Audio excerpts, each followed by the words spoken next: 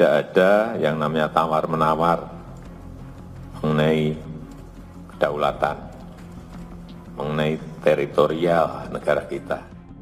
Bahwa Natuna ini adalah teritorial Indonesia.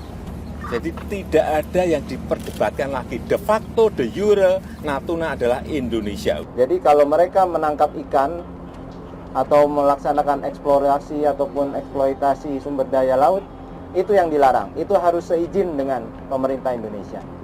Ya, kalau dia hanya lalu lintas, lalu lalang, itu diperbolehkan.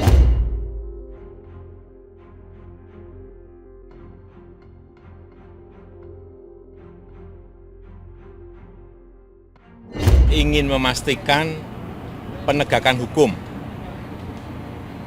atas hak berdaulat kita, hak berdaulat negara kita, Indonesia, atas kekayaan sumber daya alam laut kita di zona ekonomi eksklusif. Terkait aktivitas Indonesia di wilayah laut nasionalnya, di bawah, di wilayah landas kontinental dan lain, kita berangkat dari yang ketentuan berdasar hukum laut internasional, dan posisi Indonesia kita tidak pernah berubah bahwa dia tidak memiliki masalah dispute dengan negara manapun yang mengklaim wilayah di Laut Cina Selatan. Natuna adalah wilayah Indonesia yang tentu penting buat Indonesia melawan semua klaim terhadap wilayah Indonesia, khususnya dari Tiongkok gitu ya. Karena kan ini menjadi persoalan dispute yang juga terjadi bukan hanya di Natuna tetapi di beberapa wilayah Laut Cina Selatan gitu. Pengeboran gas di wilayah Natuna oleh Indonesia adalah bentuk nyata bahwa Natuna bagian dari wilayah Indonesia. Dan menurut saya sebagai negara yang berdaulat, tentu Indonesia memiliki hak untuk melakukan hal tersebut.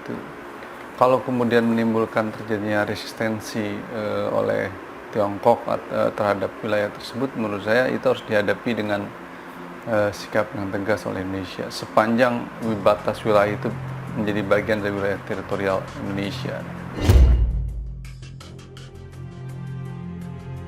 Pemerintah Indonesia telah menyetujui rencana pengembangan atau Plan of Development atau POD lapangan minyak dan gas di wilayah kerja tuna di Laut Natuna Utara. Perikatan kegiatan hulu migas itu dinilai semakin mempertegas hak berdaulat Indonesia di Laut Natuna Utara atau LNU. Langkah ini mengabaikan protes Tiongkok yang pada 2021 lalu sempat meminta Indonesia menghentikan aktivitas pengeboran migas di wilayah tersebut. Sejumlah blok migas yang berada di perairan Natuna merupakan wilayah yang diklaim oleh Tiongkok sebagai wilayah mereka berdasarkan 9 garis putus-putus atau 9 dash line. Langkah ini kembali memicu reaksi Tiongkok. Kapal penjaga pantai Tiongkok terdeteksi lalu lalang di sekitar ladang gas blok tuna di Laut Natuna sejak 30 Desember lalu, tidak lama setelah Indonesia dan Vietnam menyepakati batas ZEE.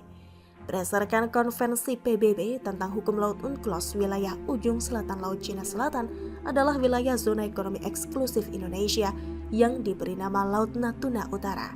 Pengadilan Arbitrase Internasional di Den Haag pada 2016 telah memutuskan klaim Tiongkok mengenai 9 garis putusnya di Laut Cina Selatan tidak diakui. Klaim Tiongkok berdasarkan 9 garis putus ini juga memotong teori ZEE Malaysia, Vietnam, dan Filipina. Natuna adalah wilayah Indonesia yang penting untuk melawan semua klaim terhadap wilayah Indonesia, khususnya dari Tiongkok. Karena hal ini telah menjadi persoalan sengketa yang juga terjadi bukan hanya di Natuna, tetapi di beberapa wilayah Laut Cina Selatan. Kawasan Laut Cina Selatan dikenal memiliki cadangan minyak mentah dan gas alam sebesar 17,7 miliar ton.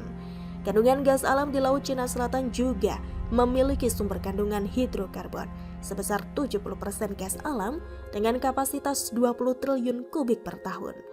Ini yang bikin Cina berupaya mati-matian untuk mencaplok perairan Laut Cina Selatan sebagai wilayah teritorial mereka. Apalagi di perairan Kepulauan Natuna itu ada 16 blok migas. Dari jumlah itu baru 5 blok yang sudah berproduksi, sementara 11 blok lainnya masih dalam proses eksplorasi. Cadangan gas untuk blok D Alpha saja mencapai 222 triliun cubic feet atau TCF dan gas hidrokarbon yang bisa dikeruk sebesar 46 TCF. Menjadikan blok ini adalah salah satu sumber terbesar di Asia. Itu belum blok lainnya yang belum diketahui berapa besar kekayaan migas yang terkandung. Untuk itulah pemerintah Indonesia mengabaikan protes Tiongkok yang sempat meminta Indonesia menghentikan aktivitas pengeboran migas di wilayah tersebut. Pengamat menilai peningkatan kegiatan eksplorasi migas di Laut Natuna Utara akan mempertegas kedaulatan Indonesia di wilayah tersebut. Pengeboran gas di wilayah Natuna oleh Indonesia adalah bentuk nyata bahwa Natuna adalah bagian dari wilayah Indonesia. Sebagai negara yang berdaulat, tentu Indonesia memiliki hak untuk melakukan hal tersebut. Kalau kemudian menimbulkan terjadinya resistensi oleh Tiongkok terhadap wilayah tersebut, maka hal itu harus dihadapi dengan sikap yang tegas oleh Indonesia sepanjang batas wilayah itu menjadi bagian dari wilayah teritorial Indonesia. Lewat pernyataan tertulisnya, Kepala SKK Migas Dwi Sucipto menyatakan, pengelolaan hulu migas di wilayah perbatasan tidak hanya semata mengenai hitung-hitungan ekonomi semata, namun juga ada kepentingan kedaulatan negara yang perlu dipertimbangkan. Persetujuan POD akan dilanjutkan dengan pelaksanaan proyek di lapangan tuna. Dengan begitu, akan bertambah aktivitas di wilayah perbatasan yang menjadi salah satu titik panas geopolitik dunia itu. TNI Angkatan Laut akan turut mengamankan proyek hulu migas itu, sehingga secara ekonomi dan politik menjadi penegasan kedaulatan Indonesia di wilayah tersebut. Pemerintah Indonesia menilai aktivitas yang dilakukan di wilayah lautnya sesuai dengan hukum laut internasional. Namun jika Tiongkok terus bersikap agresif di wilayah Laut Natuna Utara, Indonesia harus bisa bersikap lebih tegas dan perlu meningkatkan kapasitas kekuatan angkatan laut di wilayah Natuna sebagai langkah antisipasi. TNI Angkatan Laut sendiri menyiagakan 5 kapal perang dan 1 pesawat patroli maritim untuk bersiaga di Laut Natuna Utara. Sebagai negara superpower macan Asia yang disegani Amerika dan Rusia, China sengaja menggertak dan mengintimidasi secara halus kedaulatan bangsa kita. Mungkin dalam benak mereka, Indonesia ini bangsa ayam sayur, Amerika saja segan sama mereka, apalagi Indonesia, sekali hajar bubar. Namun mereka lupa, bagi NKRI, masalah kedaulatan bangsa tidak dapat diganggu-gugat oleh bangsa manapun di belahan dunia ini. Harga diri bangsa ini di atas segala-galanya.